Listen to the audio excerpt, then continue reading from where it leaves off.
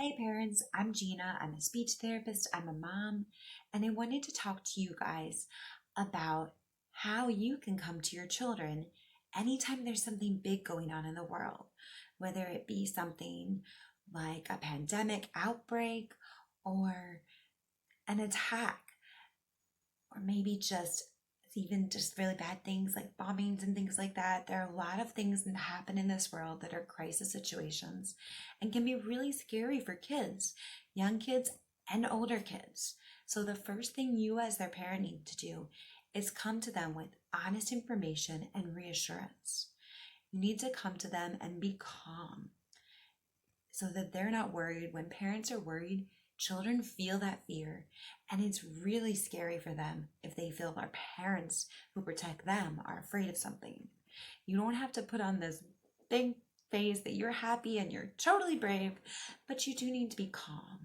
So when you come to them, the first thing you're going to want to do is find out what they already know.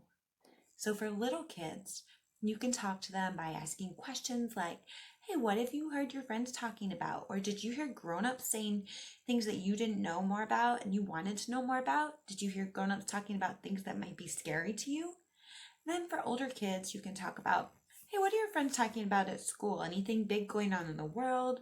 Or anything that maybe scared you? Did you look up any information about it? So that you can figure out exactly what your child, no matter how old they are, already has an idea of. And then if any of this information is not accurate, you'll be able to confront it and give them good, credible sources and information that you can talk about together. So when you know what they know, then you can worry about giving them a space to talk, giving them a space they feel safe and open to really discuss any concerns, fears, or maybe if they're not afraid or concerned and they need to be taking precautions, this is a great way for you to introduce things to them. So you really need to give them this space. If your child isn't fearful and there's a reason to be fearful, you don't want to scare them. But what you do want to do is equip them with the tools and the knowledge that they need to protect themselves and your family. Younger children are sometimes more fearful, not for themselves, but for their loved ones, like their parents, their siblings, cousins, grandparents, and their friends. So what you can do is help them feel safe and really explain to them that your family is fine. And if they're not, that's okay. You can discuss that too. And you can discuss ways that you're helping or that you're being there and providing support to that person. So those are really, really important things to do. Now that you know what's going on with your child, what they know, they have been able to express concerns and fear, you need to take that information and give them the resources they need, especially for older children. Look at the information together, whether you watch the news together or look at CDC articles together.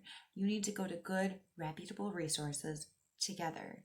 If your teenagers want to continue to have updates on this, watch these things together on the news, discuss them together. That way you're able to really filter everything that's coming in for your kids and that you're able to control this information.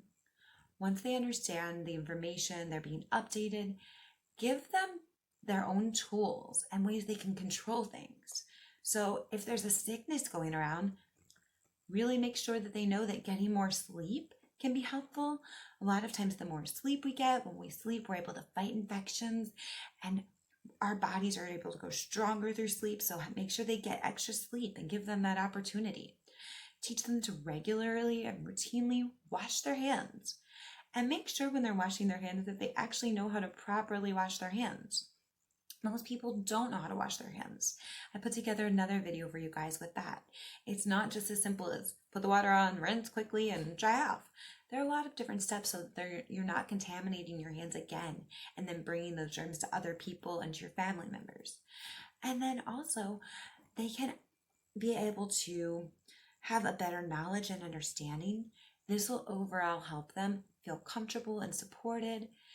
Other tools that you can do for them if they're worried about people and you need to be away from them, you have grandparents that don't live far or you have to be away from them for some reason, You can do video calling and video chats. These are great ways for them to see them and have reassurance and comfort and knowing that their loved ones are safe and happy and healthy. And the biggest thing as parents that you can do is to be good role models.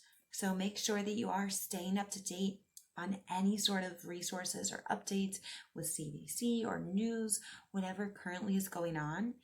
And then if you need to wash your hands and get more sleep, show them that you're doing those things. If you guys have questions, please comment down below.